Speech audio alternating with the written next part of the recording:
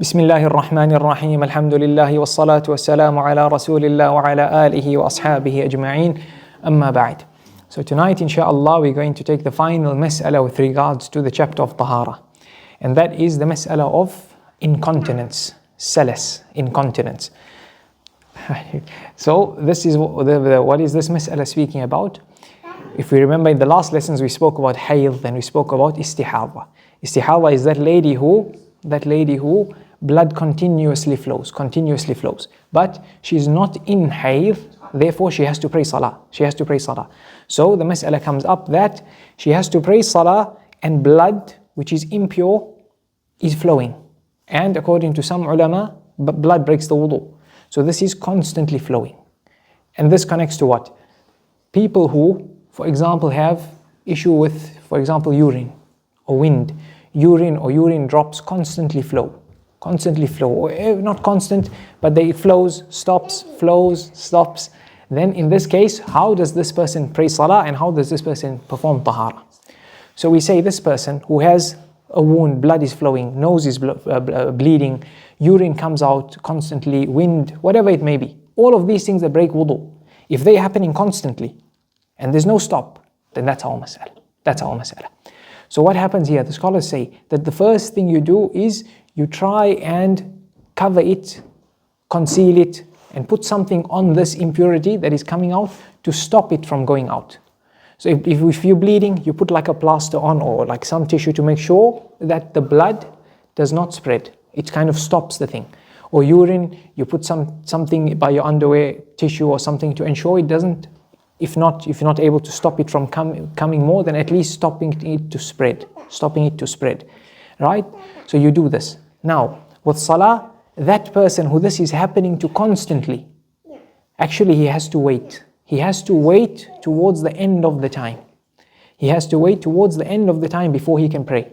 Because currently, he cannot perform wudu. Because this thing that breaks the wudu is happening to him. The blood is coming out, or he keeps vomiting, or something like that. So this person, what does he do? He waits towards the end of the time. Two situations.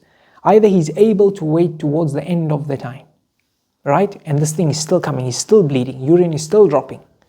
Or he's not able to, then we're going to have, that's the second situation. So if he's able to wait towards the end of the time, when we say end of the time, we say what? We say, let's say it's Salatul Dhuhr. Salatul Dhuhr, 4 rak'at, the fard salah. So you say those fard, they take maybe 5-6 minutes to perform the fard salah. In fact, the fard salah in the wudu, so give it 10 minutes. So you're waiting, it's not stopping. When there's 10 minutes left, then you deem yourself now to be this person who has this excuse of salas, of incontinence. So therefore, it's now when you realize that now you are allowed to apply the following rules. Number one, this thing will not affect your taharah. And also going forward, you're going to have the rules that we're going to mention. So number one, you can wait until the end of the time. You're at home, you're comfortable, you're able to do so. Number two, you cannot. You cannot just stand and wait. You need to pray salah. You're going out. You're at work. And this is happening to you. So now what do? When you are relatively sure that this blood is not going to stop, or the urine is constantly coming, then you apply the rules from this moment. Okay? If you can wait until the end of the time, then you do so. Okay? If you cannot, then you do it when you're relatively sure. So now when this person, we've confirmed he has incontinence. Now we say to this person that this thing that comes out does not break your wudu going forward. It does not break your wudu going forward. That's number one. Number two, it's every time a salah time comes in, it is mustahab for the person to renew his wudu. It is mustahab for him to renew his wudu if he's able to. Okay? Therefore, you prayed at the end of, let's say, dhuhr time. Now your wudu, we say it's mustahab at every waqt to renew your wudu. Because the impurity is coming out, it's coming out. So at Asr you renew it, at Maghrib you renew it, at Isha you renew it. Unless no impurity came out. But once we've confirmed you a person who this incontinence applies to, then this rule applies to you until your wound is healed or until your urine that drops coming out, it stops completely.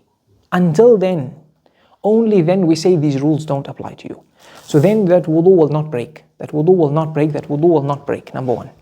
Number two, we said mustahab to perform wudu again. Therefore, if a person is at work, he's not able to renew his wudu every time, it's okay. It's okay, it's only mustahab. And number three, if he covered it properly, that impurity, that incontinence, that he sealed it nicely, then he doesn't have to renew that every wudu. Some ladies who, when they're in istihadha, then it affects them. Every time, for every salah, they want to change the pad and do things like that. If they've done it properly the first time, then there's no need to repeat. There's no need to repeat. Once you've done that, all of the things that break wudu apply to you, except that thing that you are affected with. And then you renew wudu for every salah. You renew wudu for every salah. And that's how it will work. Now, let's say this continued with you until Maghrib. So Maghrib came in, the waqt came in, let's say the waqt is 1 hour. So after 20 minutes you prayed salah. You prayed salah. Then after half an hour, you cure, your urine stops dropping, your wound is completely gone. Right? Now we'd say this rule doesn't apply to you anymore. And your wudu would be broken. That means you prayed Maghrib with that wound or with that blood, so you repeat only Maghrib. You repeat only Maghrib. Okay? So that's how it would apply. Then there's two more things. A person who has incontinence, we mentioned two things. Number one, if he has a trend that he knows his wudu, that he knows this incontinence stops for a period of time, that he can perform wudu and salah in it. So 10 minutes, 12 minutes, it generally stops. If he's able to, he should pray salah in that time. If he's able to, he should pray salah in that time. Some of the scholars say, even if it leads him to miss the jama'ah, because then he prays on a complete taharah. Complete taharah. That's number one. Number two, this is the tahqiq of Shaykh Taqiyuddin, that if a person is, let's say, dhuhr time, asr time, those salah that you can join, dhuhr and asr, and maghrib and isha, you can join those salah. If you will be having nothing of that incontinence coming out in the waqt of dhuhr or in the waqt of maghrib, then it is permissible, not obligatory, for a person to join the salah.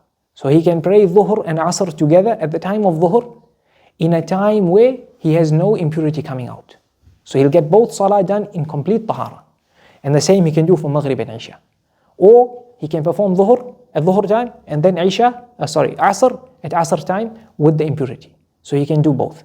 So this person who has incontinence, number one, out of ease, he can join the salah. And more so if that impurity stopped happening. It stopped happening for 10, 15 minutes. And he knows at asr most likely it will come, then he can join them at dhuhr. He can join it at the previous salah. I hope those masail are clear. We'll end that and we'll start with Kitab al-Salah for a few moments, go through some masail, and we'll end the dars. سبحانك اللهم وبحمدك أشهد أن لا إله إلا أنت أستغفرك وأتوب إليك وصلى الله وسلم وبارك على نبينا محمد وعلى آله وأصحابه أجمعين والحمد لله رب العالمين.